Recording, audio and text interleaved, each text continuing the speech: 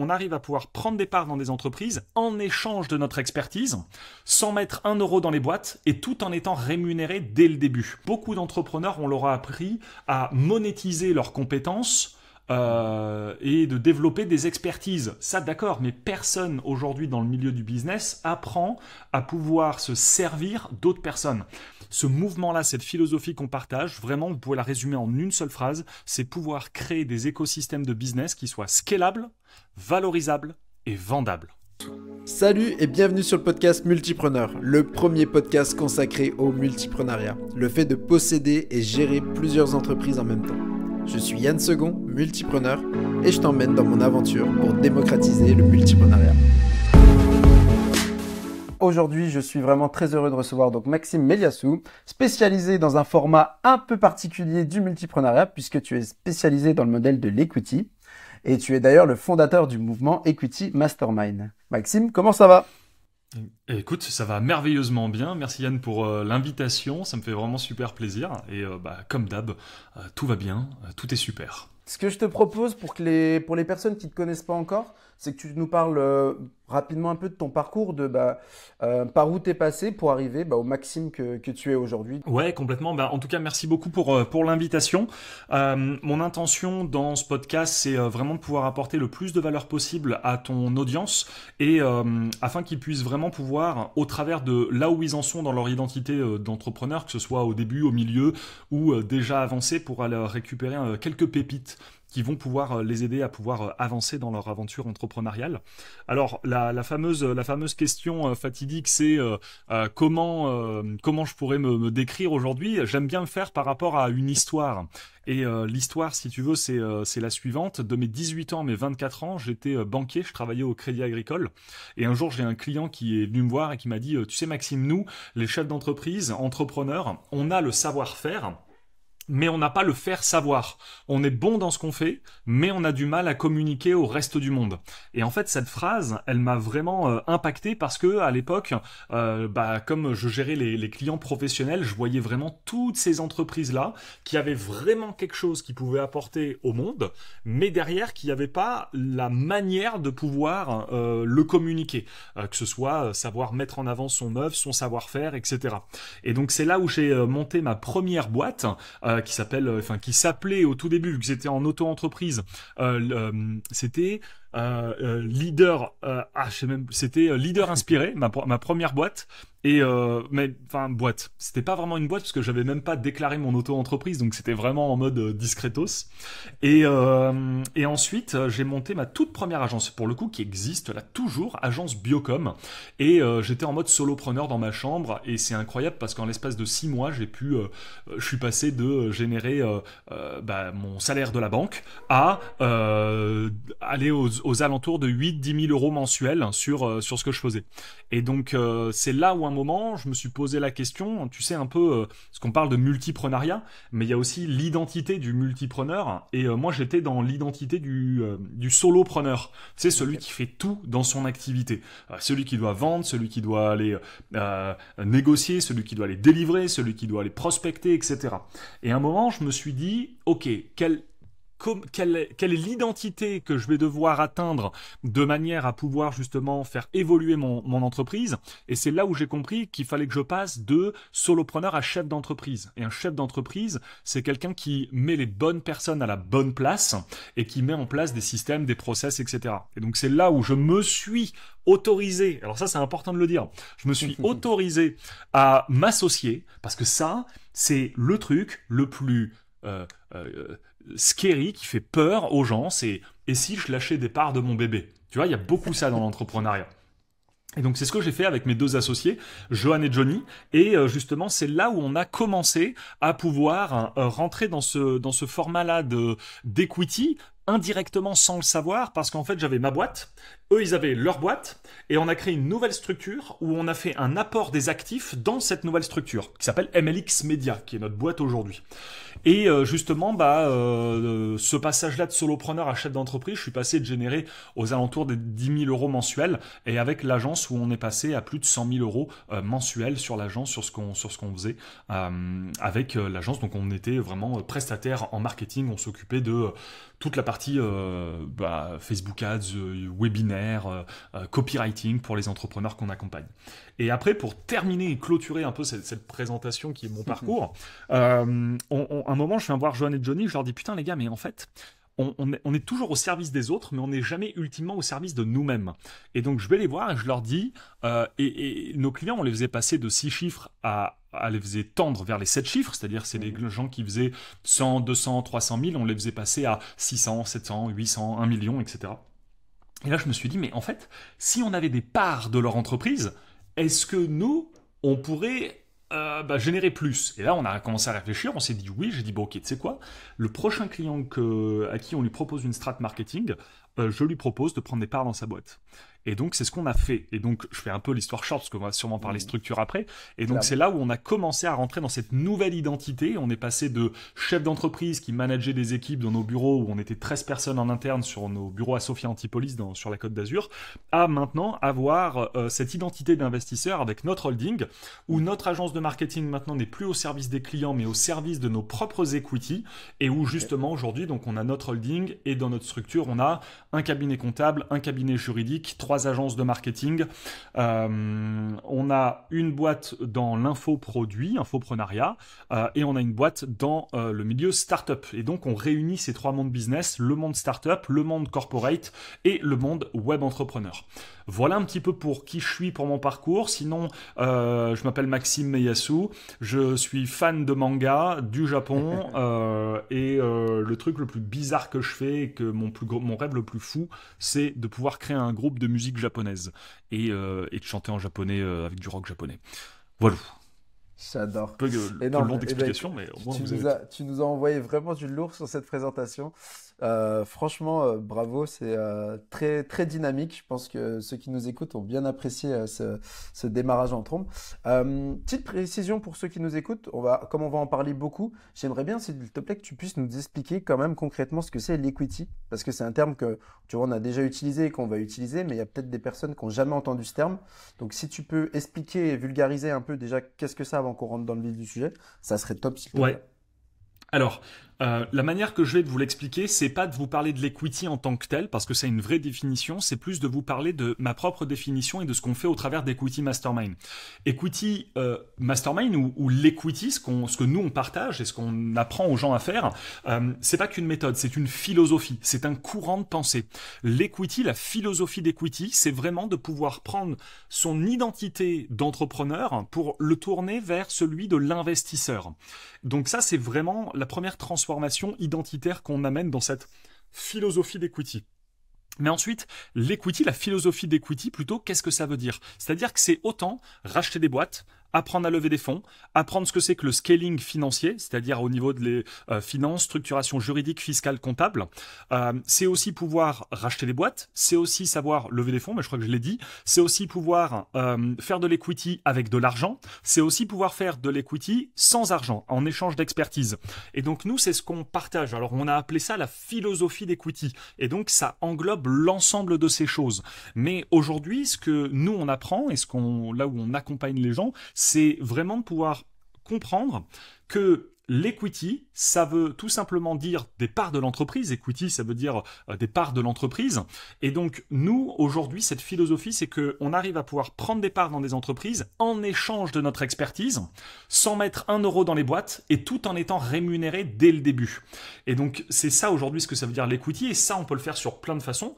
En échange d'expertise, c'est-à-dire moi je suis une agence de marketing, disons que mon expertise vaut 300 000 euros, je vais convertir cette expertise-là en part de société, donc je vais prendre l'équivalent de 300 000 euros dans ta boîte, ce qui va faire que je vais avoir un pourcentage en equity sur ton entreprise. Ça c'est de l'equity en version expertise. Tu as de l'equity version monétaire, c'est-à-dire, imagine Yann, ta boîte elle vaut 1 million d'euros, ok, c'est ta valorisation. Derrière, si je te donne moi 300 000 euros, si j'investis dans ta boîte pour 300 000 euros, je vais avoir 30% de ta boîte, c'est-à-dire 300 000 euros qui équivaut à 30% sur 1 million. Et donc là, je vais pouvoir prendre de l'equity directement dans ton business. Donc voilà un petit peu ce que c'est que l'equity aujourd'hui, mais au-delà de tout ça, ce que vous devez comprendre, c'est que ce mouvement-là, cette philosophie qu'on partage, vraiment, vous pouvez la résumer en une seule phrase, c'est pouvoir créer des écosystèmes de business qui soient scalables, valorisables et vendables. Écoute, c'est très fort que tu nous parles de ça et merci pour cette définition. Effectivement, tu vois, si tu es là, aujourd'hui, c'est parce que notamment on a interviewé Anthony dans un épisode précédent qui, lui, Trop cool. justement, par cette philosophie, est en train de créer justement ce que tu viens de dire, un écosystème autour du sport. Et il a utilisé, et Ouais. il a participé à ton mastermind, et c'est ce qui lui a permis aussi de se lancer, et d'avoir cette vision globale, de dire que, voilà, moi j'ai une spécialisation, j'ai un secteur dans lequel je suis plutôt efficace, où j'ai des résultats, et en fait je vais utiliser cette compétence-là pour aller chercher en fait des activités et multiplier mon écosystème autour de ma compétence et développer mon patrimoine. Ça m'intéresse beaucoup. Mm. Euh, je t'avoue que d'habitude, on parle beaucoup sur le lancement de projet. Moi, j'aimerais bien que tu nous parles justement plutôt du lancement de projet, mais le lancement de société via l'equity. Alors, je veux bien te parler du lancement de Ouais. projet, Mhm. même classique, parce que en fait, Allez. ça répond aux mêmes bases que le lancement de projet en equity. Aujourd'hui, pour répondre à la question de lancement de projet, justement par rapport à n'importe quel projet, mais aussi des projets sous forme d'equity, ce qu'il faut comprendre, c'est qu'il faut revenir aux bases. Et aujourd'hui, les bases du business, peu importe dans quel système vous êtes, sont les suivants. Déjà, c'est de vraiment comprendre une vision globale du marché dans lequel vous voulez y être. Et dans cette vision globale du marché, il y a trois grands piliers. Les trois grands piliers sont les suivants. L'avatar, donc le client idéal, l'offre irrésistible, et le troisième, c'est le message. Et ces bases-là sont vraiment les bases inhérentes à chaque business. Que vous vous lanciez en equity, que vous vous lanciez ensuite en projet freelance, ou en projet de société, ou en projet de rachat, peu importe, c'est vraiment comprendre, le contexte du marché dans lequel je me situe et les tendances de marché. De l'autre, en fonction de cette tendance de marché, c'est de définir ensuite quelle est la cible dans laquelle avec qui j'ai envie d'apporter mon produit ou mon service, l'offre que j'ai envie de pouvoir proposer, et de l'autre, c'est le message dans lequel j'ai envie de pouvoir véhiculer. Ça, c'est vraiment les bases du business. Simplement, nous, en equity, on va rajouter une dimension supplémentaire, une dimension qui prend un point de vue d'observateur. Et c'est de comprendre aujourd'hui, parce que ça c'est le gros problème de tous les entrepreneurs, c'est qu'ils se basent dans la création et le développement d'entreprises que par leur propre expertise. Alors ce qu'il faut comprendre, c'est que vous pouvez utiliser l'expertise et les connaissances d'autres personnes que vous n'avez pas et que vous ne désirez pas obtenir. Et ça, c'est un élément clé que j'ai appris de Napoléon Hill dans son bouquin Les lois du succès en 16 leçons. C'est-à-dire que vous n'avez pas obligé d'avoir les compétences nécessaires sur le marché que vous voulez aider. Le plus grand rôle d'un entrepreneur, et même dans la gestion d'un projet et le lancement d'un projet, c'est de déjà penser au qui. C'est pas comment je vais le faire, c'est qui va le faire. Et de pouvoir créer ce qu'on appelle votre cerveau collectif, dans le langage web entrepreneur, ou Mhm. alors dans un langage corporate ou startup, de créer son board, ou alors dans un langage corporate, de les associer. Et c'est vraiment de comprendre et de se dire que quand vous voyez une problématique de marché, et donc lorsque vous voulez rentrer dans de la création de projet, ben n'essayez pas d'y rentrer avec votre propre spectre de ce que vous savez. Essayez de pouvoir y rentrer avec ce que les autres peuvent savoir. Et là, vous allez élargir votre champ des possibles. Et nous, c'est ce qu'on fait justement dans les lancements de projets en equity. Parce que beaucoup d'entrepreneurs, on leur a appris à monétiser leurs compétences et de développer des expertises. Ça, d'accord, mais personne aujourd'hui dans le milieu du business apprend à pouvoir se servir d'autres personnes. Dans un langage financier, Yann, peut-être que tu connais les OPM. OPM, ça veut dire Other People's Money. Et Mhm. donc ça, c'est un peu dans un langage financier américain, on dit il faut utiliser l'argent des autres. Ça, c'est Clairement. beaucoup dans un milieu start-up et corpo. C'est t'as pas d'argent, utilise l'argent des autres pour te développer. T'as pas de compétences dans ce marché, t'as pas d'expertise là-dedans, utilise l'expertise d'autres personnes. Et nous, on est vraiment là-dessus sur les autres expertises des gens. Et c'est ça en fait où il faut comprendre, c'est que à la base de tout business, à la base de toute création business, c'est de dire est-ce que moi je suis la personne la plus qualifiée pour pouvoir le faire? Si je ne suis pas la plus qualifiée pour pouvoir le faire, qui va pouvoir le faire? Quelle est la vision que je vais pouvoir partager à cette personne pour l'inciter à venir avec moi dans cette aventure?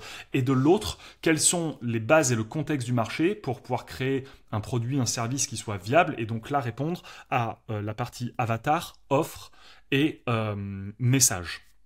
Bon, je sais pas si ça répond à ta question, mais je pense que... Si, complètement. Et d'ailleurs, je vais rebondir sur quelque chose que tu nous as dit tout au début. Est-ce que c'est par rapport à cette vision, tu vois, d'aller chercher d'autres personnes compétentes que tu as utilisé le terme de s'autoriser à s'associer en début d'interview? Bah oui, complètement. Parce qu'aujourd'hui, et ce qu'il faut comprendre, c'est que malheureusement, il y a, et ça c'est un peu nous dans notre milieu web entrepreneur, où les formateurs d'avant, quand on achetait leur formation en 2016, etc., enfin c'est un peu le langage du web entrepreneuriat, c'est de pouvoir dire aux gens qu'ils ont des missions de vie, qui vont pouvoir impacter le monde, qui vont pouvoir transformer le monde. Mais en fait, malheureusement, aujourd'hui, et je tiens à le dire, c'est faux en fait. Pourquoi ? Parce que la seule limite qu'ils ont, c'est pas leur vision, c'est pas leur mission, c'est leur business model. Et que aujourd'hui, comme on n'a jamais incité les gens à comprendre l'importance de l'association, bah on a plein d'entrepreneurs qui ont plein de missions super cool, mais qui n'arriveront jamais à développer parce qu'ils n'ont pas compris ce que c'est que la vraie loi de l'harmonie du cerveau collectif et de la loi de pouvoir s'associer avec des personnes qui sont radicalement, mais radicalement différentes que vous, qui ont des expertises différentes. Tu prends le milieu des coachs. Tu vas connaître un peu ce milieu coach, thérapeute, etc. C'est des gens qui détestent le marketing, qui disent « Ah non, le marketing, j'aime pas, j'utilise tout à l'énergie. » Ok, mais en fait, s'ils pouvaient s'associer avec des personnes qui sont excellentes dans ce domaine-là, ils pourraient aller plus vite. Et je finirai sur ce constat-là, il n'y a aucune entreprise aujourd'hui qui transforme le monde, peu importe si c'est en bien ou en mal, où le CEO de la boîte a 100% des parts. Tu prends Elon Musk, il a 14% de sa boîte. Tu prends Bill Gates, c'est pareil.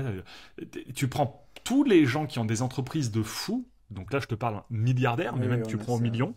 Il n'y a pas de boîte où les gens ils ont de vraies organisations, où ils sont seuls à 100% dans leur boîte. C'est faux, ça n'existe pas. Aucune boîte du CAC 40 aujourd'hui a un mec qui a 100% des parts de tout le business. Et pourquoi ? Parce qu'ils ont compris cette force-là de pouvoir s'associer. Ben, tu vois, du coup, je vais en profiter pour creuser vraiment ce côté, tu vois, des associés. Parce que quand on sait que c'est une des causes principales de dissolution et de faillite des entreprises, c'est les conflits entre associés.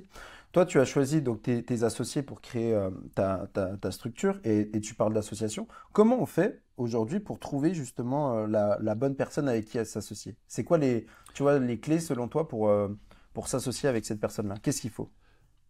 Je vais y répondre avec un humour noir. Et je le tire pas de moi, je le tire d'Anthony Bourbon parce que ça m'a fait rire. Il m'a dit, là où tu vas voir si c'est des vrais associés, c'est si il est 2h du mat, tu viens de tuer quelqu'un, t'appelles ton associé et tu lui demandes de cacher le cadavre avec toi. Et qu'il le fait sans rien te dire. Tu vois, il nous a sorti ça en mode humour noir, bien sûr, ne pas prendre au pied de la lettre, c'était du centième degré, ce que je viens de dire. Mais en fait, littéralement, ça veut dire c'est des gens avec qui vous êtes prêt à mourir en fait et à tout partager. Et pas à vous associer avec une once de doute sur il va partir avec la caisse, il va me la mettre à l'envers. Je m'associe avec lui pour les mauvaises raisons, c'est-à-dire je m'associe avec lui parce que j'ai un manque de quelque chose et je veux qu'il vienne combler ce manque-là. On n'est pas dans le manque, on est plus dans une vision. Donc ça, c'est les choses intangibles. Sur comment choisir son associé de manière intangible, c'est quelqu'un avec qui, putain, il y a vraiment une bonne entente. Toujours quelque chose d'intangible. Nous, tous les associés qu'on a, c'est des gens où on connaît leur famille, on fait des barbecues avec eux, on crée une autre dimension autre que le business. Et c'est ça qui est vraiment important aussi, c'est vous allez plus loin que simplement l'aspect business, vous allez aussi sur l'aspect humain. Ça, c'est les choses dev perso intangibles. De l'autre, pour avoir les bonnes associations aussi, il faut pouvoir à la base, et dans chaque boîte, il faut qu'il y ait un leader qui y amène une vision et que dans cette vision, on puisse y définir des rôles. Ça, c'est mon rôle dans la boîte. Et donc justement, quand je me suis associé avec Johan et Johnny, j'ai défini quel est le rôle de Johan, quel est le rôle de Johnny, les rôles que je veux qu'ils aient. Ensuite, quel est le rôle actuel qu'ils ont? Est-ce que ce rôle leur convient? Et troisième point, quel est le rôle futur qu'ils désirent avoir? Okay. Et ça, c'est ce qui permet de savoir et d'avoir une vision sur tiens les gars, on s'associe. Bah Johnny, au début, nous dans la boîte, il faisait le YouTube Ads. Johan, il faisait les webinaires et il gérait les clients. Et moi, je faisais la partie commerciale. Ça, c'était les rôles que je voulais qu'ils aient dans la boîte. actuels, mais c'est quoi les rôles futurs que vous voulez avoir? Et Johnny me disait, mais moi, putain, mon rêve, ça a toujours été la finance, j'adore ce truc-là. Et je disais, ok, on va se diriger vers là-bas avec la vision qu'on a. Et donc Johnny, aujourd'hui, plie 95% de tous les experts comptables et les financiers qui existent, et alors qu'il n'a pas de diplôme sur ça, il passe son diplôme HEC, justement, parce qu'on monte notre fonds d'investissement. Et il est allé vers ce rôle-là. Johan, c'est le rôle de l'aspect technique, managérial de tous nos écosystèmes. Et donc, parce que c'est ce rôle-là, il veut le garder. Et en fait, plus vous aurez une connaissance actuelle des rôles de vos associés, plus vous aurez une connaissance future des rôles qu'ils désirent avoir, moins il y aura de couilles. Tu vois le truc? Moins il y aura de problèmes.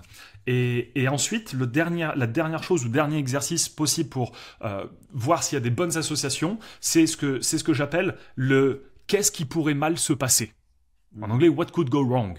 Et donc, souvent ce que je dis, c'est facile d'être en couple quand tout va bien. C'est facile d'être ami quand tout va bien. C'est facile d'avoir une bonne famille quand tout va bien. Mais là où tu vois le vrai visage des gens, c'est quand il y a de l'argent en jeu, quand il y a la faim qui est en jeu, quand t'as faim, tu vois, t'es en colère, imagine t'as pas bouffé depuis 2 jours, ton comportement il va changer, tu vois. Clairement. Et quand des décès sont en jeu aussi, c'est-à-dire quand il y a des merdes qui arrivent dans la famille, etc., pour voir comment les gens réagissent par rapport à toi, est-ce que ce sont des soutiens ou pas, et aussi quand il y a les problèmes en fait.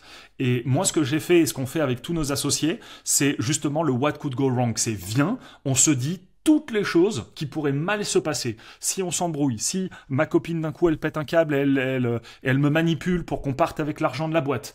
Si Johnny d'un coup, il perd quelqu'un de sa famille et il est plus apte à diriger le business et donc il fout plus rien dans la boîte et donc qu'est-ce qu'on fait, etc.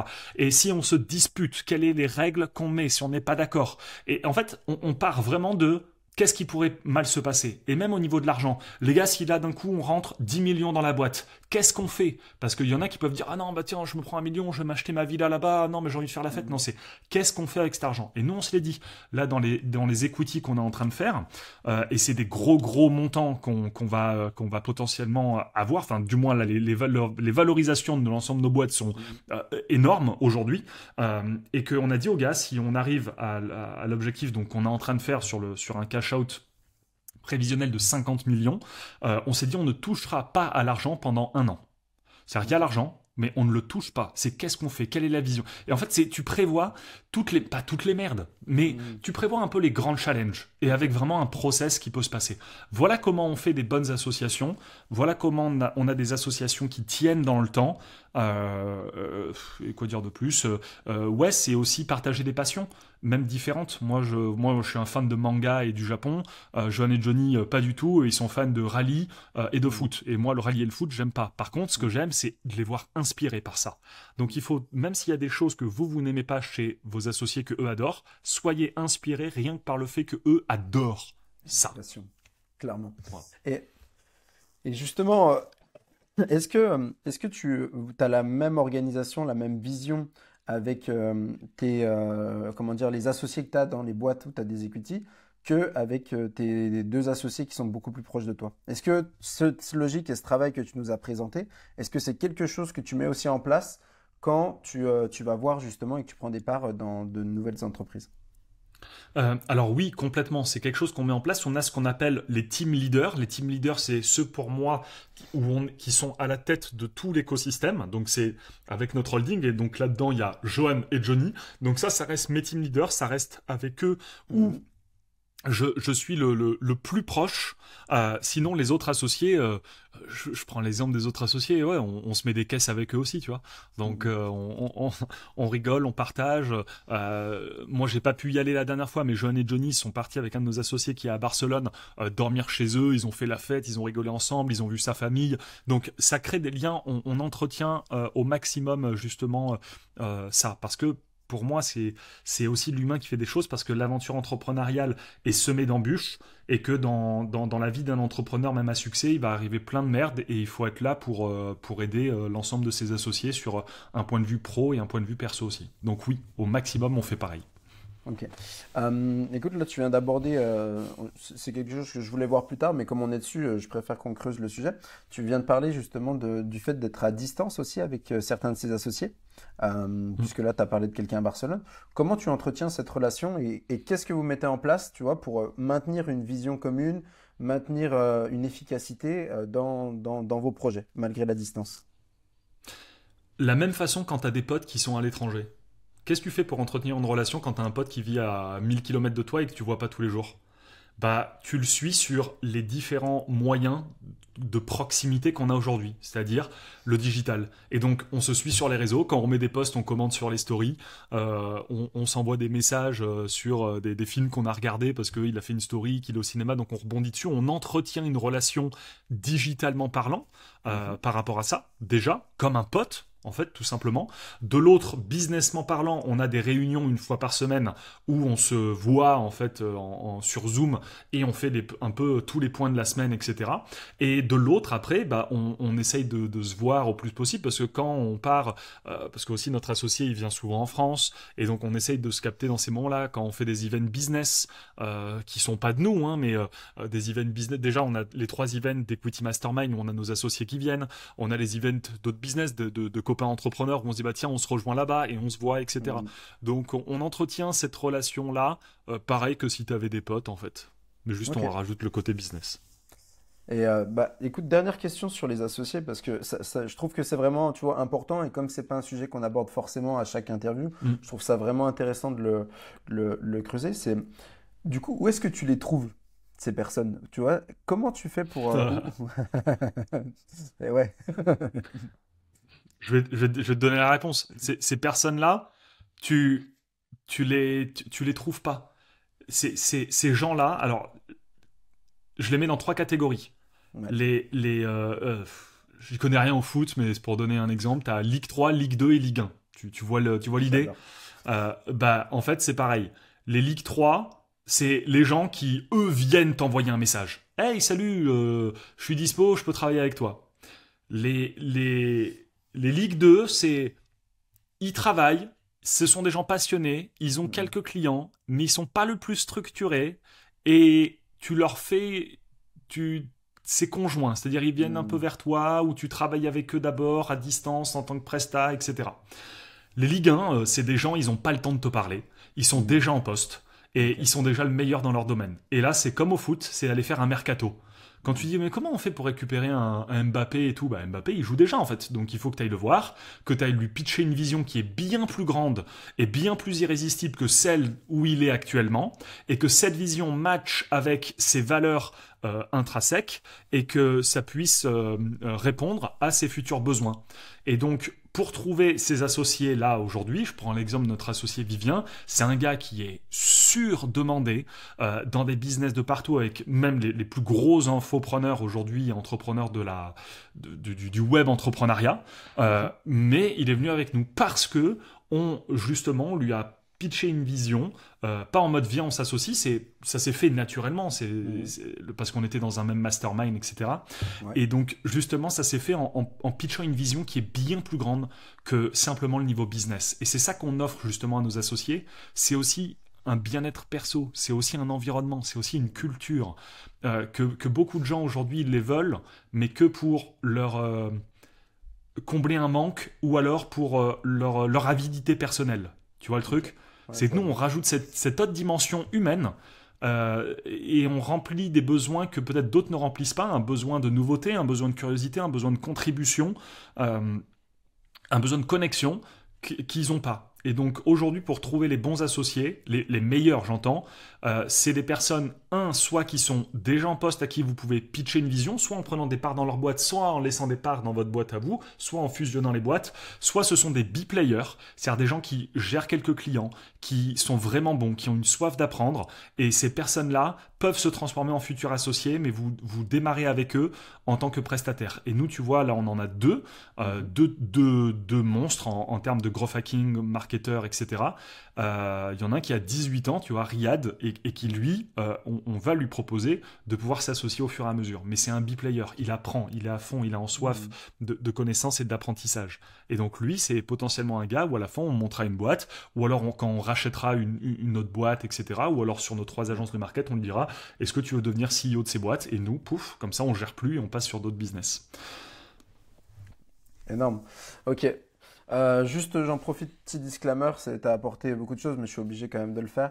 Je m'y connais autant que toi en foot et je suis vraiment désolé pour ceux qui nous ont écoutés jusque-là. Je suis pas sûr que la Ligue 3 écoute, mais j'espère vraiment que vous avez bien compris le propos. Mais c'est important.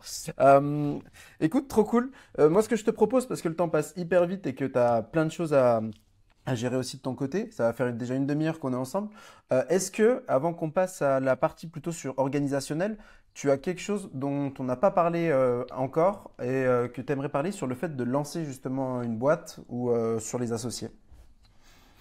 Ouais, j'essaye de réfléchir sur cette partie. Donc j'ai vraiment parlé déjà pour recontextualiser de la partie de ne pas ultimement sélectionner un marché où là où on est bon, où on a une expertise, mais on peut se servir l'expertise d'autres personnes. Après, je dirais peut-être lorsqu'on lance un projet et qu'on est vraiment au tout début, ce serait de pouvoir intégrer et d'accepter pleinement cette identité du solopreneur. Parce que on a vraiment besoin de comprendre tous les tenants et les aboutissants de ce que c'est une entreprise. La prospection, la candidature, la vente, la livraison, etc. On a vraiment besoin de comprendre dans un sens large ce que c'est qu'une boîte. Donc, c'est ne pas avoir peur pour ceux qui nous écoutent et qui peut-être se sentent, qui peut-être peuvent se dire, je suis pas encore au niveau. Voilà, je suis encore en mode solopreneur, je fais encore un petit peu tout dans mon activité. C'est pas très grave. C'est vraiment l'idée de pouvoir, au fur et à mesure, switcher son mindset par rapport à ça.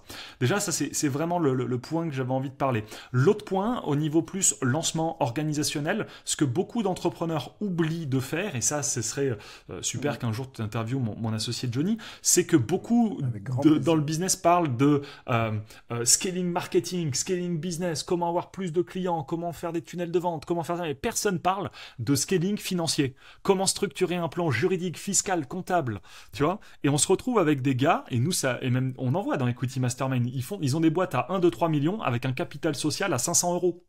Tu vois, donc c'est-à-dire que leur boîte fait 2 millions, mais elle vaut 500 euros. Et tu vois, et genre, sur ça, c'est incroyable parce que c'est Oui, c'est fou. les gens oublient leur structuration, leur écosystème, comment on peut optimiser l'ensemble de sa fiscalité. Je vois trop d'entrepreneurs aussi partir à l'étranger alors qu'ils peuvent optimiser en France.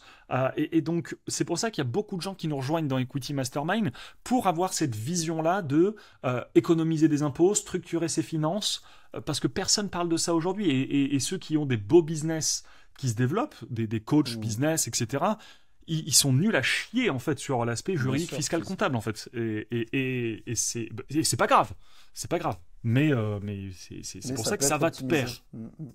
Et beaucoup de gens oublient, parce qu'au début on parle de, et c'est normal, aujourd'hui, si je devrais dire à quelqu'un, et c'est ce que j'ai fait moi au début de mon aventure, au début, la première formation que j'ai lue, que j'ai suivie, le gars disait, écoute, tu t'en fous de créer ta boîte, tu t'en fous d'apprendre à faire du Facebook Ads, va chercher des clients parce que vendre, c'est la compétence numéro 1.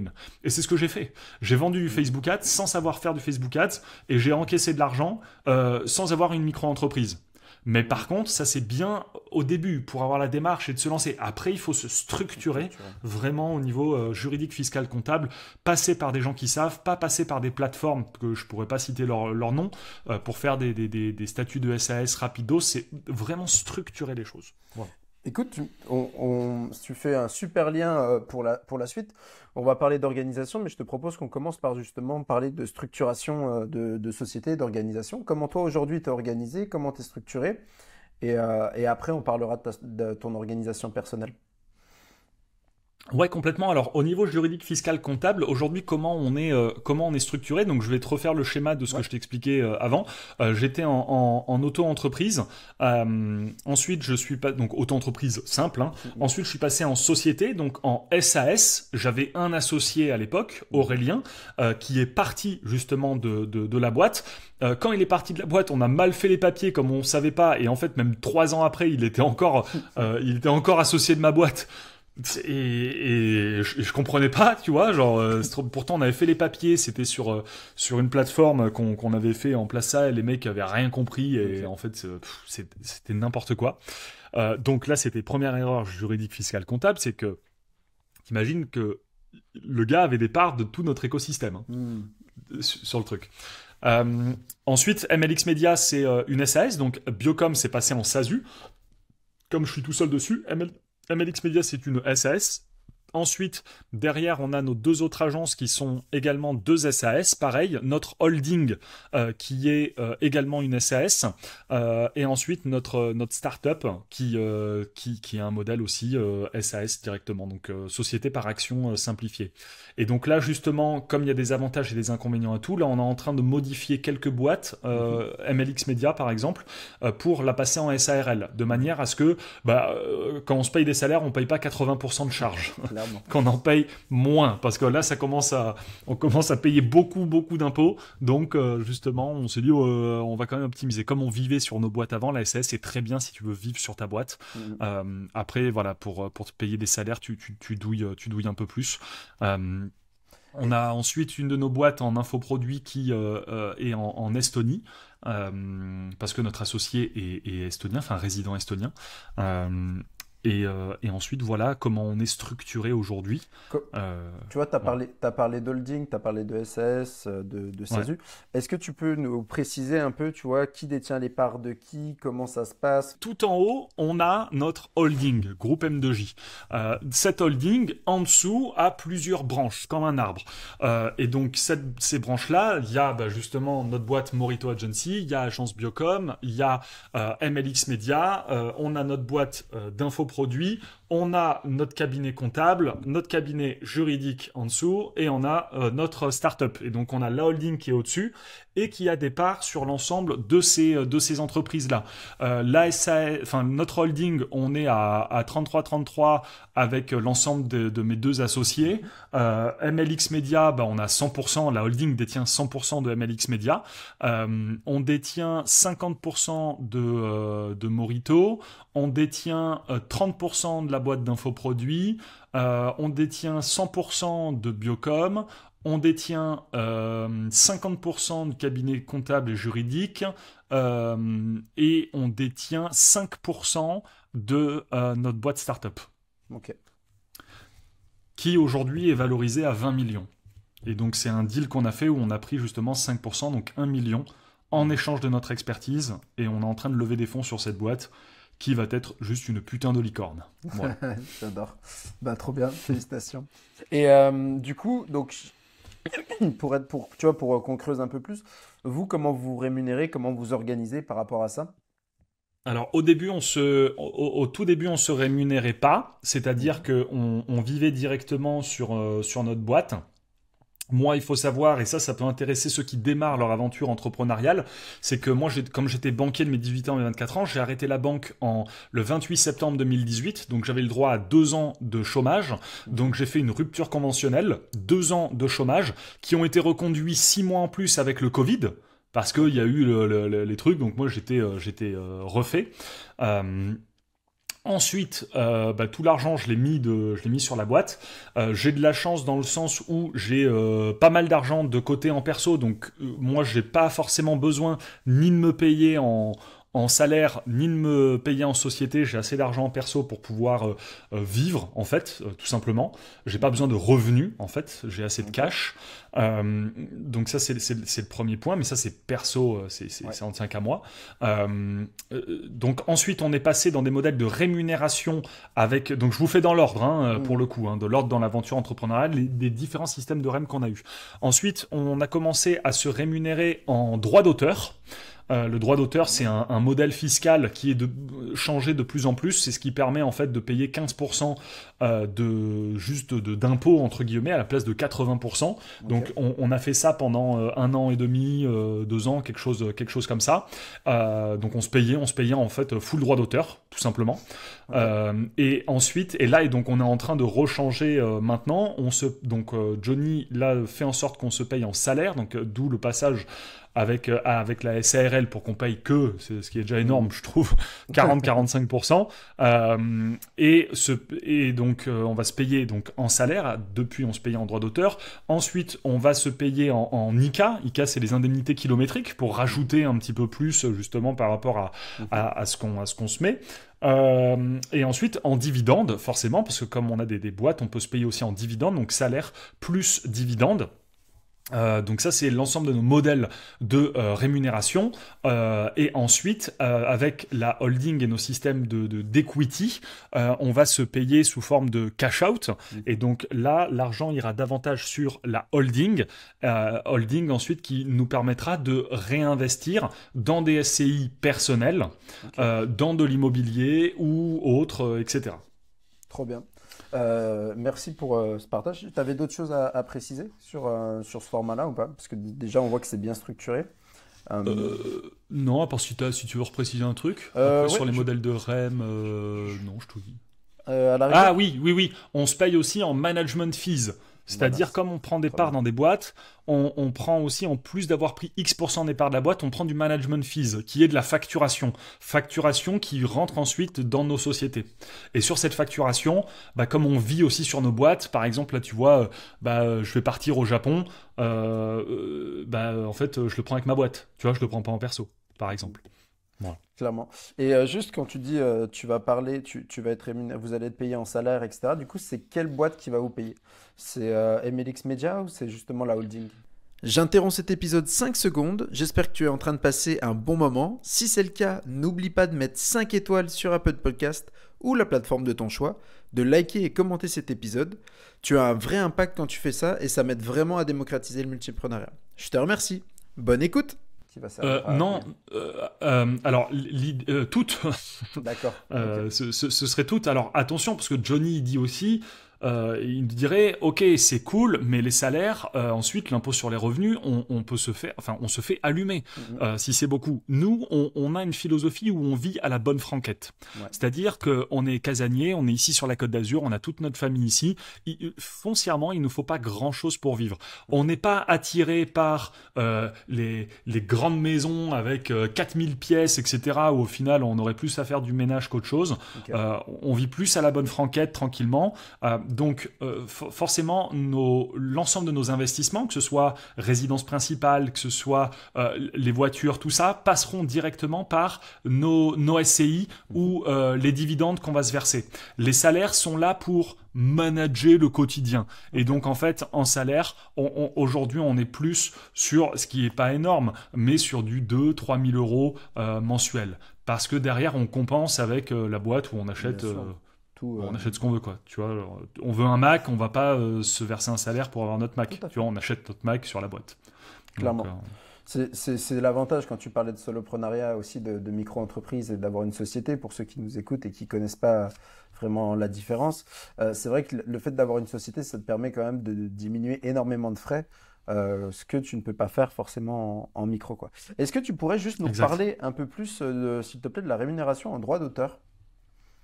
Ouais, alors je pense que Johnny pourrait mieux vous en parler, mais le droit d'auteur, en fait, c'est une sorte de niche fiscale au niveau de la rémunération. Les droits d'auteur sont là pour justement ce qu'on appelle les artistes auteurs. C'est dirigé par...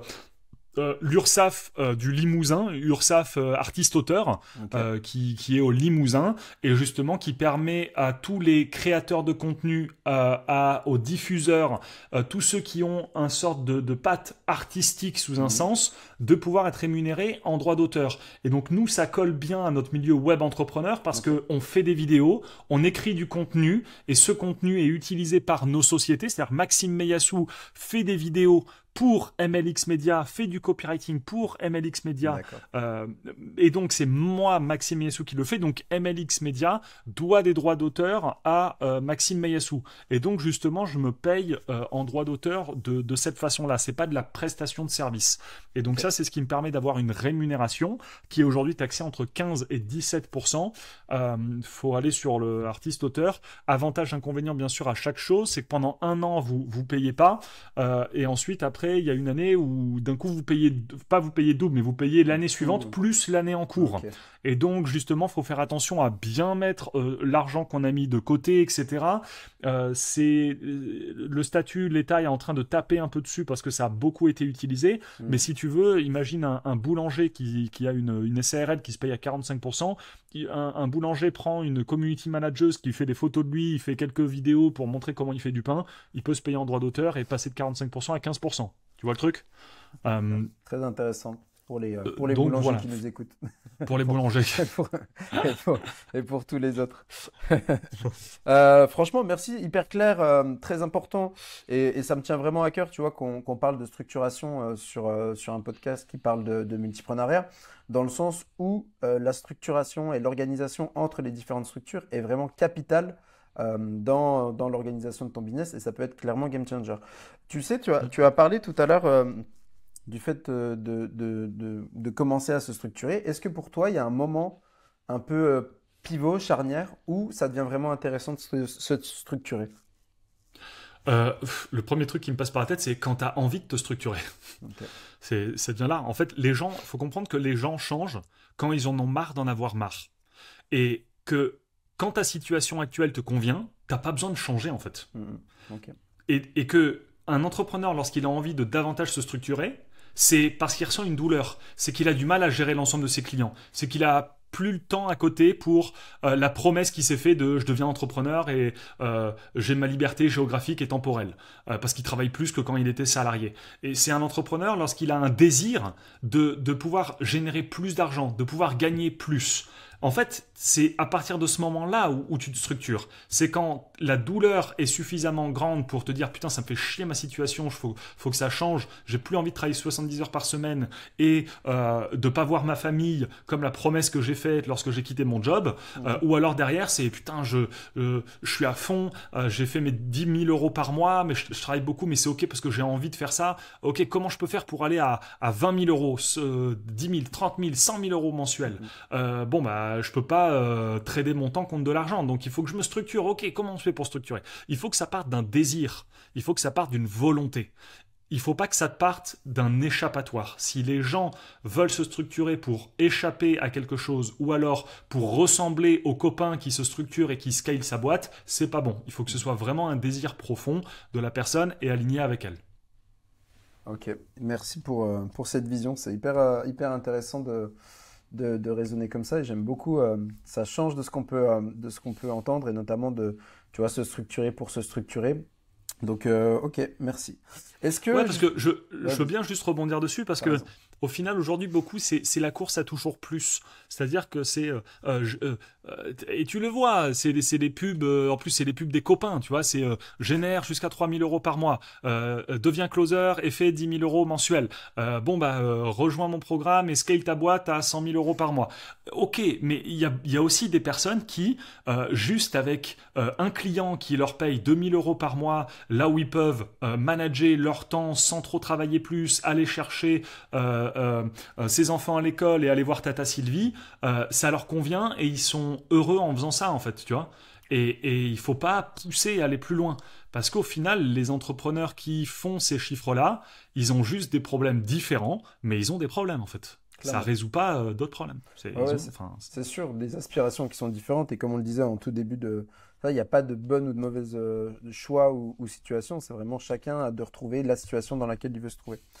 Est-ce que là-dessus, il y a quelque chose que tu veux nous rajouter ou je te propose que justement, tu nous as dit que tu avais quand même différentes structures, tu fais pas mal de choses, j'aimerais bien qu'on rentre dans ton organisation personnelle. Mais avant ça, est-ce que tu as Non, quelque chose c'est good, d'autre à c'est good. rajouter? C'est good? Allez, super. Nous pouvons passer à la suite. J'adore. Eh ben écoute, pour cette partie-là, j'aimerais vraiment qu'on rentre vraiment dans ton process organisationnel, si tu en as un ou pas, hein, parce que pareil, il y a pas qu'une seule Ouais. manière de faire.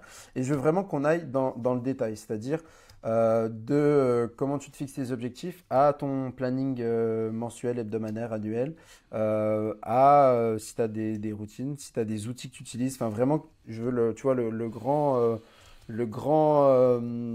comment dire, la grande explication de comment toi, Maxime, tu fais aujourd'hui pour t'organiser. Alors, je vais essayer de contextualiser les choses parce que c'est Ouais. une très très grande question que tu partages et c'est beaucoup ce qu'on voit dans le milieu du développement business. Aujourd'hui, en tout cas, ce que moi j'ai pu remarquer, c'est que c'est pas parce que tu écris ta vision à 3 ans, c'est pas parce que tu dis que tu vas faire 1 million d'euros et que tu l'as écrit sur un papier dans tes objectifs que tu vas le faire. C'est pas parce que tu fais ton Miracle Morning que tu vas atteindre ton éveil spirituel. Tu vois, c'est pas parce que tu te planifies que tu vas atteindre tes objectifs. Et ça, c'est important de pouvoir le comprendre. Ceux qui ont des résultats ont une planification, pas tous ceux qui planifient ont des résultats. Tu vois, Clairement. c'est important c'est important de pouvoir le comprendre. C'est un peu la phrase de tous les leaders sont des lecteurs, mais pas tous les lecteurs sont des leaders. Tu vois un peu la subtilité. Et donc, en fait, au niveau de mon organisation perso, je suis passé par diverses étapes. Et ces étapes-là, ce que je vais vous parler à la fin, c'est-à-dire quelle est mon organisation actuelle, n'est pas forcément celle que vous devez utiliser maintenant. Pourquoi ? Parce que peut-être vous n'êtes pas dans le même chemin de développement que j'ai pu faire. Et je rappelle, il y a 3 grandes identités d'entrepreneurs, le solopreneur, le chef d'entreprise, l'investisseur. Et chacune de ces 3 identités dans laquelle j'ai pu les traverser font que j'ai une routine et une organisation différentes. Ça, c'est important de pouvoir le comprendre. Quand j'étais solopreneur, et donc que je démarrais un projet, tu vois Yann, ce que tu disais au début, c'est comment on fait pour démarrer un projet, etc. C'était quoi mon organisation ? Qu'est-ce que je faisais ? Alors là, c'était exactement ce qu'on dit sur les livres. Tout ce qu'on me disait sur les livres, fais ton Miracle Morning, écris sur un post-it tes objectifs, écris ton objectif à 1 an, à 3 ans, écris le montant de salaire que tu as envie d'avoir. Et derrière, c'est l'ensemble de toutes les actions que tu vas faire. Sois hyper précis. Plus tu seras clair, plus tu auras ce que tu veux dans la vie. Tu vois un peu bon, c'est pas un cliché, mais tu vois un peu cette philosophie-là, qui n'est pas mauvaise, qui est excellente lorsque tu démarres ton aventure entrepreneuriale. Elle est excellente parce qu'elle te met dans un conditionnement de tueur de guerre. C'est t'y vas, tu fais et t'es à fond en fait. Ensuite, quand je suis passé au mode chef d'entreprise, je suis passé dans une organisation multiple. C'est-à-dire j'avais mon organisation, mais la gestion de l'organisation des autres personnes. Parce que tu rentres dans un système de management. Quand tu es solopreneur, la seule personne que tu as à manager, c'est toi-même. Et donc, quand je suis passé en mode chef d'entreprise, là, j'ai commencé à me structurer au niveau de quelles sont mes grandes tâches, moi, de la semaine. Et donc, je fonctionnais tout le temps, moi, à la semaine. Encore aujourd'hui, mais ça, j'y vais après. Et derrière, c'était le planning et l'organisation et les tâches et rendre l'ensemble de mes équipes accountable. Accountable, tu vois ce que ça veut dire, c'est pour ceux qui ne savent pas, accountable, c'est un sparring partner, c'est un peu être derrière les gens, voilà. Et donc c'était ça mon organisation. Et donc forcément c'était chaque lundi organisation de la semaine, chaque vendredi c'était planning de ce qui a été fait dans la semaine. Ça c'était vraiment ma structure. Ensuite j'étais vraiment dans un système en mode chef d'entreprise de tableau de tracking, tableau de vision, écriture de la vision business globale, création de la culture d'entreprise. Donc avec des documents, avec des kakémonos, avec des job scores. job score avec les fiches de poste de chacun, avec tout ça mis dans un drive. Ça, c'était mon organisation et je regardais ça continuellement. Donc, tâches de la semaine, regarder que tout le monde soit aligné avec ses propres tâches dans la semaine, qu'on mettait tous sur ClickUp, voir que tout le monde est bien organisé, pouvoir coacher et soutenir l'ensemble des personnes qui n'avaient pas forcément fait les tâches et continuellement essayer de nourrir les gens de par la vision de MLX Media à l'époque où on développait tout ça. Ça, c'était vraiment mon organisation et ma structure de tout ça. Donc, je me levais le matin, je regardais les chiffres des pubs, je regardais les chiffres des clients. Donc, mon organisation était beaucoup basée sur les autres. Je ne sais pas si c'est très compréhensible, tu vois, quand tu es chef d'entreprise. C'est hyper clair ce que tu dis. C'est-à-dire que là, tu passes comme tu l'as très, très bien dit, tu passes d'une organisation où tu es seul et tu dois t'organiser tout seul à une organisation où tu dois t'organiser toi, plus préparer le terrain pour que les autres soient le plus organisés possible et qu'ils arrivent à atteindre les objectifs globaux fixés. Donc, on est complètement... C'est ça. C'est exactement ça. Et ça, c'était dans notre identité donc de chef d'entreprise. Et donc maintenant, aujourd'hui, mon organisation, comment elle est, là où avant on était dans le management des équipes, et ce qui se passe, aujourd'hui, on est plus dans ce que je peux appeler du leader team management. Et donc, on ne parle qu'avec les CEO de l'ensemble des boîtes qu'on a. Et donc, ça, c'est un rendez-vous le lundi matin où on a tous nos CEO et on échange avec eux. Et c'est nos CEO ensuite qui, la structure que je t'ai dit juste avant, eux le font. Tu vois le truc ? Très bien. Organiser, gérer les équipes, gérer tout ça, c'est eux qui vont justement pouvoir effectuer tout ça. Nous, on est aujourd'hui dans de la vision structurelle et de l'organisation structurelle dans un environnement un peu plus macro, c'est-à-dire au niveau de la holding, sur l'ensemble des boîtes, beaucoup moins dans le micro. Et donc, aujourd'hui, comment on est organisé ? Rendez-vous tous les lundis matins avec l'ensemble des boîtes pour partager, échanger, voir les objectifs de la semaine. Et moi, j'écris toujours. Hein. Bon, là, pour ceux qui nous écoutent en podcast, vous voyez pas, mais pour ceux qui nous voient en vidéo, moi, je suis fan des post-it où j'écris et je rature en fait les trucs. J'ai aussi un ClickUp où je note les infos, comme ça l'ensemble des autres associés voient aussi les tâches. Et aujourd'hui, justement, dans l'organisation, on fonctionne beaucoup plus en remote, nous, au niveau des team leaders. Donc on fait beaucoup de télétravail, donc on est en train de changer de bureau aussi. Donc forcément, les bureaux sont en construction. Nos nouveaux locaux. Donc voilà, ça c'est mon organisation pro. Au niveau de mon organisation perso, je lis beaucoup moins, je médite quasiment plus. Je fais beaucoup de marches par contre méditatives où je réfléchis au business. Je joue beaucoup aux jeux vidéo. Aussi, ça m'aide. Je ponce World of Warcraft en ce moment, pour les connaisseurs. Nouvelle extension est sortie, elle est grave cool. Bref, et donc je fais ça en fait. Et il y a beaucoup de périodes où en fait j'ai beaucoup de temps en fait. J'ai beaucoup de temps aujourd'hui. Je m'en rends compte. Et donc comment tu t'organises à la semaine ? Tu nous as parlé de ça tout à l'heure. Ouais, à la semaine. Donc le dimanche, je fais ma liste de toute la semaine. Okay. Le dimanche, quand j'ai fini ma journée, j'aime bien rentrer à 15-16 heures à la maison. Je prends tous mes points de la semaine, je regarde mon agenda, je regarde les rendez-vous que j'ai. Je regarde les tâches de tout le monde dans le business, tous les leaders, et je prends mon post-it et je note les tâches que j'ai à faire sur toute la semaine. Okay. Et je les défonce. Et des fois, il y a les tâches de la semaine que je fais en un jour, et le reste de la semaine, après, je fais rien. Plus tranquille. Eh ben, écoute, c'est hyper intéressant parce que moi, tu vois, je différencie 3 types de temps. Du temps qui est plutôt, donc, on va dire professionnel, du temps plus familial, mais on peut appeler relationnel puisque ça va être avec les autres, tes amis, ta famille, ta compagne, tes enfants, etc. Et un temps personnel où justement là, tu as parlé de méditation, de sport. En plus, tu es en gros programme sportif en ce moment, de marche. Et comment toi, tu joues avec ces 3 temps? Est-ce que tu travailles aussi 7 jours sur 7? Est-ce que tu prends des vacances? Tu vois, comment tu t'organises par rapport à tout ça? Ouais, alors, ce que j'aime bien dire, c'est que ma vie pro est très sensiblement ma vie perso. C'est-à-dire que mes amis sont dans le business, en fait. Donc, c'est une joie pour moi. C'est comme si Moi, il y a 2 domaines que je kiffe parler et je pourrais en parler pendant des heures et des heures. Et ce serait incapable pour moi de te dire si c'est pro ou si c'est perso. C'est le business, l'entrepreneuriat d'une manière générale, et les mangas. C'est deux trucs. Tu peux me parler de ça pendant des heures. Et genre, en fait, bah, j'ai des potes, entrepreneurs, fans de manga, à qui, bah, on parle de manga pendant des heures. Et après, on parle des fois avec eux pendant des heures de business. Pourtant, ce sont mes amis, tu vois. Donc, est-ce que je le mets dans le temps pro? Est-ce que je le mets dans le temps perso? Je suis incapable de te le dire aujourd'hui. Ok. Pour moi, je te dirais c'est les deux. C'est les deux pour celui qui veut que ce soit les deux. J'ai un temps familial, mais tu vois, c'est ça qui est drôle, c'est que ma famille, je prends l'exemple de ma petite sœur où je suis très proche d'elle qui vient avec moi, bah, elle vient avec moi avec mes potes business aussi, tu vois. Quand on va voir des matchs de basket, là tout à l'heure, je vais voir le match de la France chez mon associé. Mes associés connaissent ma petite sœur, j'ai proposé à ma petite sœur. Il y a des potes business où on allait faire un lancer de haches sur Nice. Tu sais, tu prends des haches, tu les envoies sur un mur là. Et j'ai proposé à ma sœur de venir. Donc, et des fois à ma famille, à ma mère. Donc, en fait, ma vie, aujourd'hui, je suis incapable de te dire. Aujourd'hui, j'ai pas de vie pro, j'ai pas de vie perso. J'ai une vie en fait. Ok. C'est tout.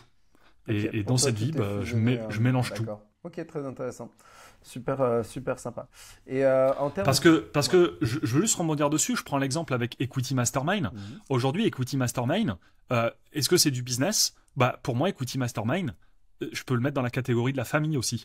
Parce que chaque membre, c'est un putain de membre de ma famille en fait. Et on a créé des relations, on a créé des liens, c'est des gens que j'aime, c'est des gens que j'ai envie de voir évoluer, c'est des gens que j'adore accompagner, mais comme quelqu'un de ta famille, tu vois, qui te demanderait de l'aide ou un conseil ou partager un moment, genre tu kiffes le faire.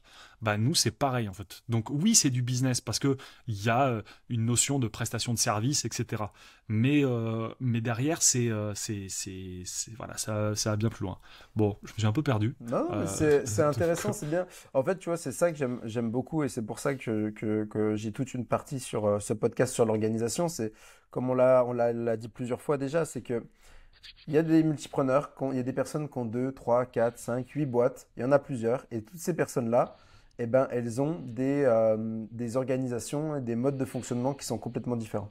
Il y a des personnes qui ont un emploi du temps qui est minuté, ils savent que le matin, ils se lèvent à 6h12 et c'est pas 13 parce que sinon la journée elle est décalée. Et d'autres personnes qui Ouais. fonctionnent à l'énergie, qui sont là, bah, moi je verrai comment ça se passe, au feeling. Et, et les deux ont les mêmes réussites, tu vois. Et c'est pour ça que je Ouais. trouve ça intéressant de creuser et de voir, tu vois, qu'une personne comme toi qui a une grosse structuration, qui commence à être vraiment bien visible dans l'écosystème, qui tisse des partenariats avec aussi des gros entrepreneurs français. Je parlais aussi d'Anthony Bourdon tout à l'heure. C'est intéressant de voir aussi quelle organisation, tu vois, personnelle tu peux avoir et montrer qu'il n'y a pas une organisation. Et c'est ce que tu disais aussi tout à l'heure, c'est que euh, c'est pas parce que cette organisation tu l'as toi, c'est que ça correspond à une organisation à toi par rapport à un moment et une identité et tout ce que tu as aujourd'hui. Et c'est pas forcément partagé. Et donc c'est aux personnes qui nous écoutent de prendre aussi chaque petite chose qu'ils découvrent chez chacun et de l'adapter pour avoir son organisation personnelle. Et c'est ça, tu vois, que je veux traduire. Et c'est pour ça que c'est important pour moi qu'on rentre vraiment dans le détail de comment tu fais pour t'organiser, quoi. Moi, il y avait une petite question que j'avais à te poser. Ouais. Ouais, ce serait plus pour terminer un conseil, tu vois, c'est peut-être sur l'organisation où tu pourras rebondir avec ta question après. Vas-y. C'est un truc que j'aime bien faire et ce que là je fais de plus en plus chaque année, c'est chaque année on parle beaucoup d'objectifs business, tu vois, c'est-à-dire quels sont mes objectifs de l'année, qu'est-ce que je vais mettre en place, c'est beaucoup action, action, action business. Et en fait, moi chaque année, depuis l'année dernière, la première chose que je fais comme action, c'est de prévoir mes vacances déjà. Et donc là, ce que je suis en train de faire, je suis en train de me prévoir un mois au Japon, pépère, même si je prends mon ordi pour un peu travailler, mais j'y vais aussi dans un cadre détente. Donc les premières actions de structuration ou d'organisation peut-être que vous pouvez faire en chaque début d'année, c'est vous prévoir entre un et 3 moments dans l'année que vous bloquez, qui sont pour vous en fait. Oui, où vous pourrez faire du business, vous faites ce que vous voulez, mais un moment de voyage par exemple, ou de détente. Complètement d'accord avec toi. Écoute, je pars en Asie également en mars, là, tout le mois de mars. Donc c'est vrai que Trop cool. je partage totalement ton avis, cette idée voilà, de prévoir aussi les moments perso dans son emploi du temps. Et parce que bah, ça, c'est aussi, comme tu le disais tout à l'heure, c'est une vie, donc il faut bien profiter Ouais. aussi, clairement. Moi, j'avais une petite question. Tu sais, tu nous as parlé du fait que les lundis, tu avais des rendez-vous avec donc chaque tête, on va dire, chaque leader de tes équipes. Euh, Concrètement, dans ces réunions, il se passe quoi?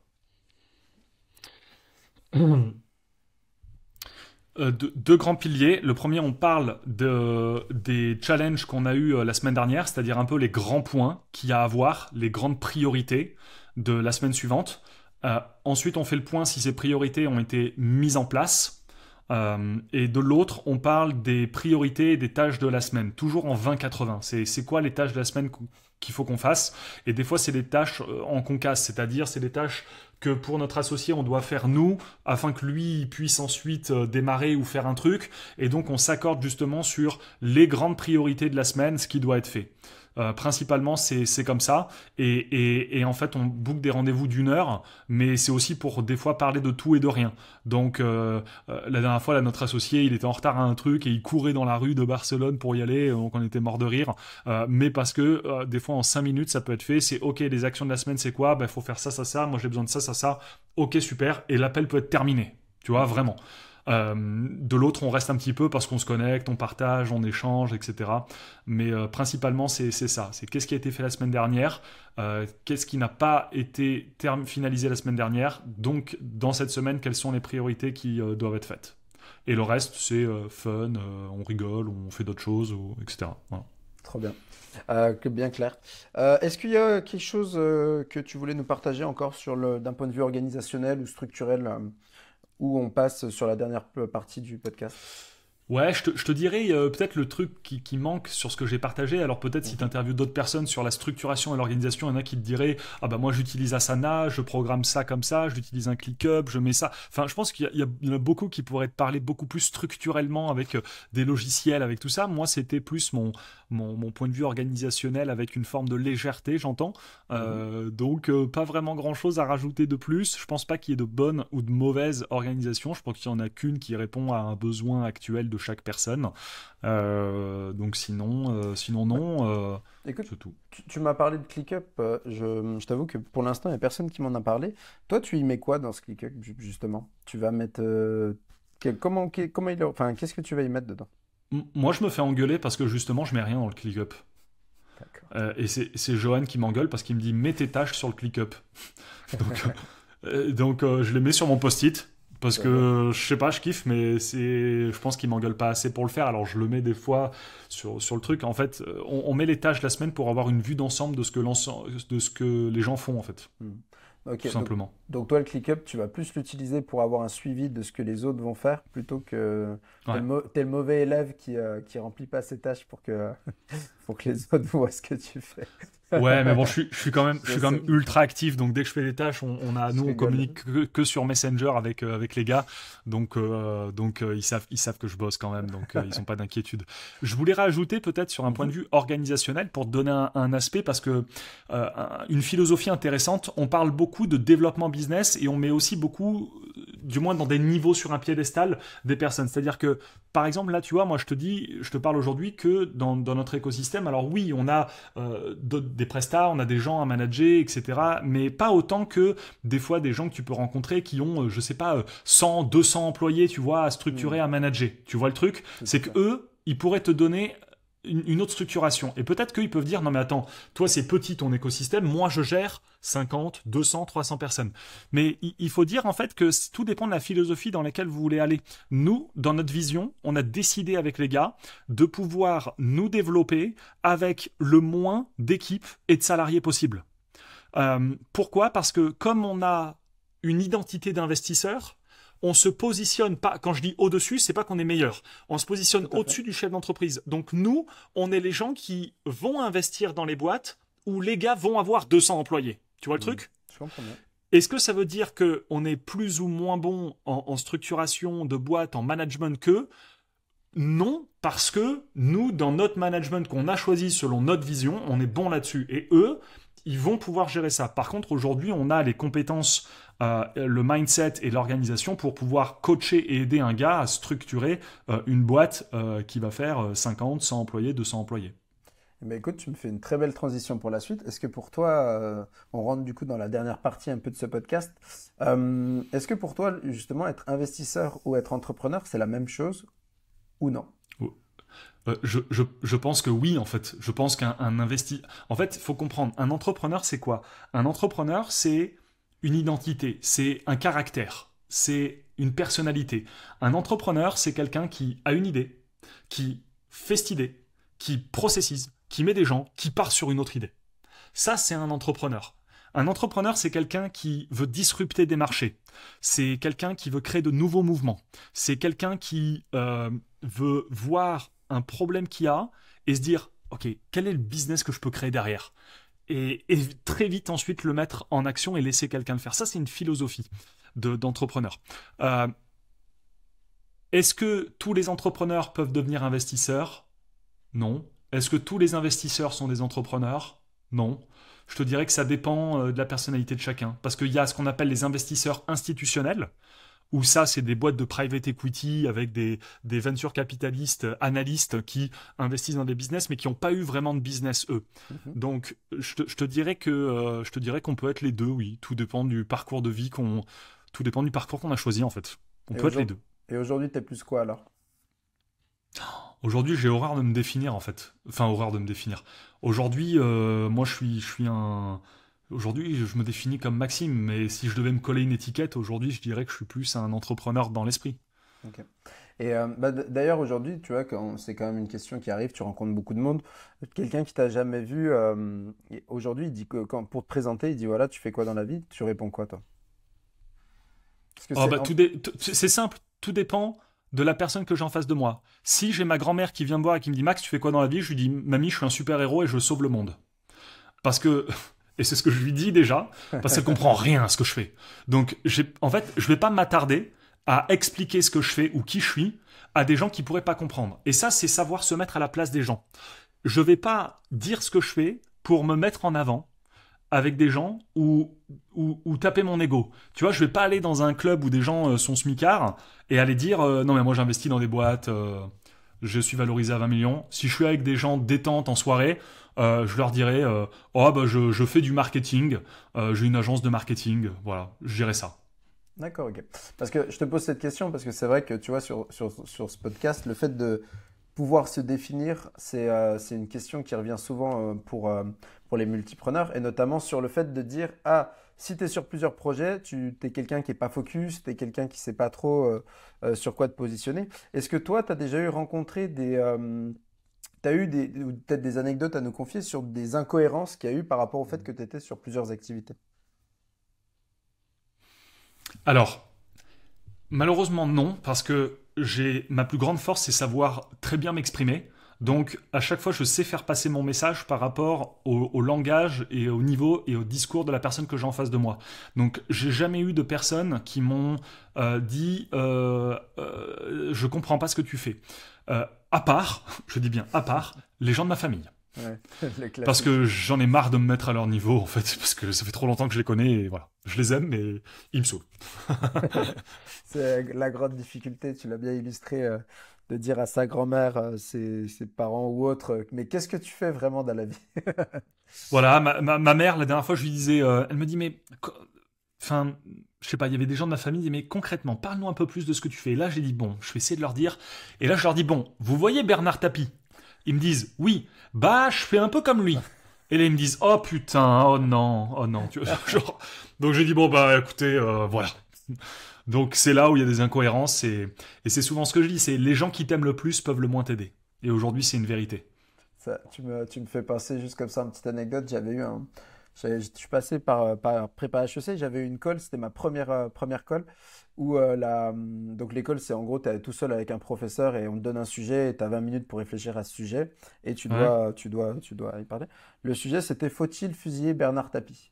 Et on avait 20 Faut-il minutes. fusiller Bernard Tapie? Ouais, et on avait 20 Ok, minutes tu vois, moi, pour je vais te dire un expliquer truc, ça. si j'ai cette personne en face de moi, j'ai pas besoin de prendre 20 minutes. Tout à fait. J'aurai la réponse directement. Et ça, c'est ma force. Tout à fait. Tu peux me parler d'un sujet et j'arrive à te construire un plan structuré pour t'en parler.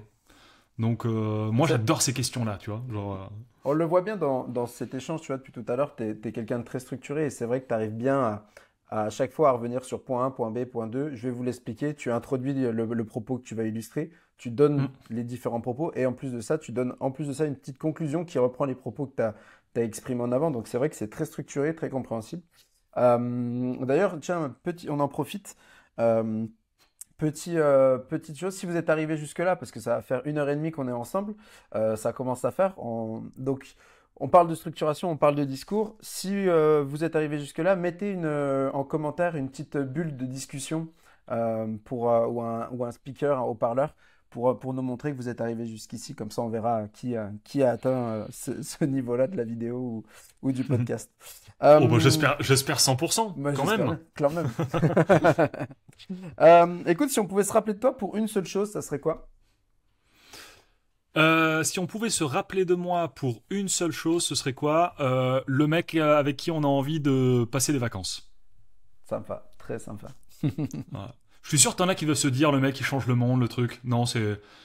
On se rappelle de moi si vous voulez venir avec moi au Japon, on va chanter dans des bars karaoké et faire du karting à la Mario Kart dans les rues de Tokyo. Voilà, on se rappellera de ça. J'adore. Par des expériences. Voilà. Écoute, le plus gros échec que tu as eu et surtout, qu'est-ce que tu en as retenu? Le plus gros échec que j'ai eu et ce que j'en ai retenu. Ouais. Le truc, c'est que je vais te répondre à côté. Ouais. Je n'ai pas le sentiment d'avoir échoué sur des choses. J'ai le sentiment d'avoir eu ce que je peux appeler des défaites temporaires. Mhm. Euh, un échec, c'est quand tu as validé mentalement que tu n'as plus rien fait pour ça, ou alors que cette chose-là ne t'a rien apporté. Donc je préfère appeler ça des défaites temporaires. Et pour moi, le plus gros échec qu'on a eu a finalement été tourné vers notre plus grande réussite. C'était il y a un peu plus de 2 ans avec la boîte quand on se repositionnait avec dans notre nouveau modèle d'equity.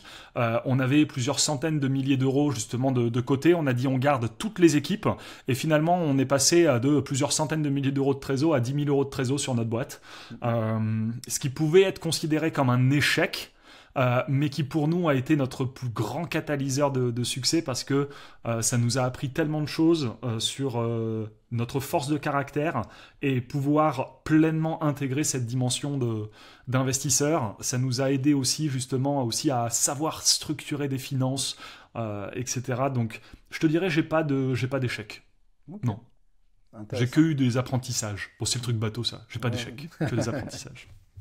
Voilà, mais Euh, sinon non, d'accord. rien en tête. Eh ben écoute, ça c'est une petite question qui nous vient de Benjamin Maffé, qui était avec nous donc dans l'épisode, pour ceux qui nous écoutent, l'épisode juste avant celui-là. Euh, il avait une petite question, c'est qu'est-ce que tu dis pas? Qu'est-ce que tu vois, tu fais des podcasts, tu fais des interviews, qu'est-ce que tu dis pas ou t'as pas eu l'occasion de dire, mais que tiens, là c'est le moment où tu aimerais bien en parler. Bah, je te dirais ce que je dis pas, c'est plus des choses après personnelles qui peuvent nous toucher, mais être une force. Moi, j'ai perdu mon papa il y a 8 mois. Je l'ai jamais dit sur les réseaux sociaux, etc. Personne le sait à part ma famille la plus proche. Et donc en fait ça a été, si tu veux, des choses qui sont très personnelles. Donc les choses que je dis pas, c'est peut-être les choses très personnelles. Là pour le coup, bah, je l'ai dit, mais c'est des choses pour le coup que je dis pas. Donc c'est cette force-là justement, le fait de pouvoir te dire que même si t'as perdu des gens que t'aimes le plus au monde, tu peux continuer en fait. Et c'est aussi un message que je peux pouvoir dire et quelque chose que je dis pas, que je me dis à moi-même, Mm. c'est que souvent les gens attendent des déclics pour pouvoir avancer dans sa vie, mais que finalement, peu importe ce qui se passe à côté, si t'es vraiment aligné avec ce que tu fais, tu peux avoir des gens qui meurent autour de toi, des trucs, t'iras et t'avanceras quand même. Donc c'est un peu les trucs que je dis pas, que je me dis à moi-même quand je marche tout seul dans ma forêt, etc. Mais Mm. voilà. Ok. Et du coup, bah tu vois, qu'est-ce qui t'inspire aujourd'hui? Qu'est-ce qui toi, Maxime, aujourd'hui t'inspire un peu? Moi, ce qui m'inspire, c'est un peu ma philosophie de vie. Et ma philosophie de vie, c'est d'être un enfant dans une cour de récréation. C'est-à-dire que pour moi, la vie, enfin, la récréation, c'est un peu un exemple de la vraie vie. C'est-à-dire dans ta cour de récré, tu vas voir ton premier copain, ta première copine, tes premières bagarres, ton premier groupe d'amis, tes premiers disputes, les premiers problèmes avec l'autorité, etc. Et donc, en fait, moi, j'ai juste envie que ma vie soit une cour de récré avec plein de copains et avec plein de jeux dans lesquels je joue. J'adore. Très très bon, très très bon. Écoute, c'est un peu une question classique, mais j'aime bien quand même la poser. C'est Tu m'as parlé de lecture tout à l'heure. Donc, est-ce que tu aurais trois bouquins que tu conseillerais?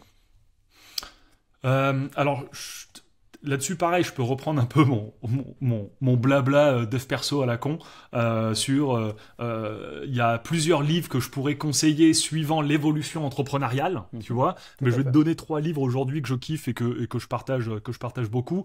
Le premier, c'est le livre 100 Million Offers de Alex Hormozy. Le deuxième, c'est les lois du succès en 16 leçons de Napoléon Hill. Et le troisième, c'est Expert Secret de Russell Brunson. Ok. Et du coup, bah, vu ce que tu viens de dire, pour des personnes qui sont... donc en fait, pour toi qui est aujourd'hui où tu es, c'est quoi les livres que tu as envie de lire là prochainement? Que tu n'as pas lu et que tu penses, tu vois, qui sont dans ton stade de développement et qui, d'un point de vue business, seraient intéressants pour toi? Ouais, alors je vais te le partager. Enfin, je vais. Ah, toujours pareil. C'est le podcast, mais pour ceux qui ont la chance de me voir en vidéo aussi, et ceux qui ont en podcast, je vais vous le dire. C'est celui-là. Pour ceux qui sont en vidéo, vous le voyez peut-être de loin. Ouais, Bon, vous recule un l'avez vu tout petit peu, en c'est vidéo. bien. Bon, Ouais, je vais vous le ouais, dire, mais dis-le au retour moins de vous ça. l'avez vu en photo, les gens pourront arrêter. C'est The Business of Venture Capital. Et donc c'est l'art de pouvoir lever des fonds, structurer des investissements et un portefeuille d'equity. Ok. Ouais, donc complètement, comme tu dis, en adéquation avec ça. Ouais, c'est un Tu- bouquin de 1000 pages qui parle de structuration, de fonds d'investissement, etc. J'adore. Écoute, comme c'est toi, un manga à conseiller peut-être? Ah, One Piece. Merci. One Piece. Enfin, quelqu'un de sérieux. One Piece, mais bon, pour ceux qui commencent One Piece, chaud d'aller choper 1042 épisodes exactement, ou alors d'aller regarder plus de 1060 scans, un truc comme ça. Sinon, après 1067, 1067. 1067, donc un peu compliqué. Sinon, My Hero Academia, Jujutsu Kaisen, Chainsaw Man, dernier manga de Chainsaw Man, Naruto, Dragon Ball, voilà quoi. Mais bon, si vous kiffez pas les mangas, ça sert à rien, regardez pas, vous faites pas chier quoi. Pour ceux qui kiffent les mangas et qui regardent, Chainsaw Man, là, le dernier, il est stylé. Bon. Ouais, Ah non, Demon Slayer aussi. Tokyo ouais, Ghoul. j'aurais pu utiliser en fait plutôt un emoji autour du Japon. Désolé pour illustrer dans les commentaires plutôt que la bulle de discussion. Donc n'hésitez pas, hein, tout ce qui est sushi, drapeau japonais, vous pouvez aussi commenter comme ça. Quels sont les trois multipreneurs que tu me conseilles d'inviter pour la prochaine fois? Les trois invités. Trois, ouais, trois personnes que tu penses qu'auraient leur place dans ce podcast et qui seraient intéressants, tu vois, de dire. Tu m'as parlé déjà de ton associé, Johnny? Ouais, bah, en premier, ce serait Johnny pour parler de structuration fiscale, comptable, juridique, rentrer vraiment dans ces points-là, parce qu'aujourd'hui, personne vraiment le fait. Mhm. Et tu auras un intervenant de qualité pour t'expliquer tout ça. Toujours avec le multiprenariat, c'est ça? Ouais, des multipreneurs, des personnes qui ont plusieurs business et qui peuvent en parler. Bon, t'en connais un paquet puisque bon, toutes les personnes d'Equity Mastermind Bah, en je font te dirai partie. je te dirai les personnes d'Equity Mastermind. Je te parlerai aussi un de nos membres, Mehdi, Smart Mhm. Mehdi, sur Facebook. Euh, Lui, tu peux. Je t'enverrai les infos hein, si tu veux de ces Ouais, personnes. avec plaisir. Et un troisième, là, si j'oublie, s'ils sont arrivés jusque-là et qu'ils m'entendent, ils me disent pourquoi t'as pas pensé à moi? C'est que là, sur le moment, sur le prix, je sais pas à qui penser. Après, non, plutôt, je te challengerai pour aller choper des gens qui, pour toi, semblent inaccessibles, ce qui donnera Vas-y. une dimension autre à ton podcast. Je te dirais d'aller choper des gars comme Anthony Bourbon, par exemple, Mhm. essayer de rentrer en contact avec eux, Super. de choper des gens qui, pour la plupart, sont un peu inaccessibles. Nous, c'est ce qu'on fait justement dans Equity Mastermind avec les intervenants, c'est qu'on va choper des gens où la plupart des gens pensent que c'est pas possible de rentrer en contact avec eux. Donc, je te dirais, challenge-toi. Je sais pas qui c'est, mais challenge-toi sur un gars. Ça peut être Anthony Bourbon. Tu vois, nous on a chopé Ty Chris aussi. Pas forcément eux, mais Eh vois ben, un gars qui t'inspire ou t'as peur, t'aurais peur de s'il était devant toi, tu bégayerais s'il était devant toi. Bah invite-le lui. ok. Voilà. Et t'en as un, toi, une personnalité, justement, comme ça, que tu te dis, si je l'ai en face de moi, il me ferait un peu bégayer. Bah malheureusement, mais malheureusement paix à son âme, Bernard Tapie. C'est quelqu'un qu'on aurait bien voulu avoir. Euh, je te dirais Bernard Tapie ou je te dirais ensuite un mec qui me ferait bégayer. Euh,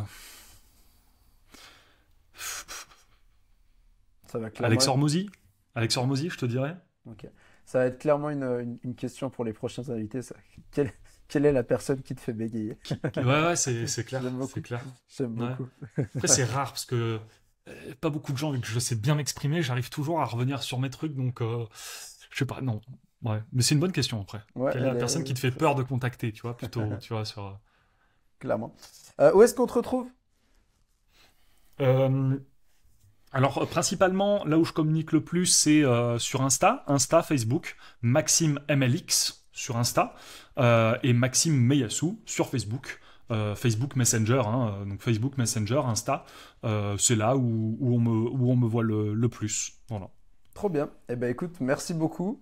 J'espère que tu as passé Avec plaisir. un bon moment. Et est-ce que Ah bah tu oui. veux peut-être finir par un petit message à adresser, quelque chose, ou c'est bon pour toi? Donc, est-ce que si j'ai un mot de la fin? Oui, j'ai un mot de la fin à pouvoir te partager, c'est même une phrase.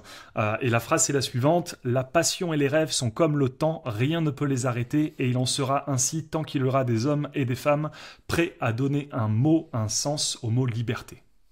Parfait. Eh ben écoute, je pense qu'on peut vraiment s'arrêter là-dessus. Merci beaucoup pour ce partage. Et puis bah écoute, je te dis à bientôt, Max. Allez, à bientôt. Ciao, ciao tout le monde. Ciao. À plus. Salut.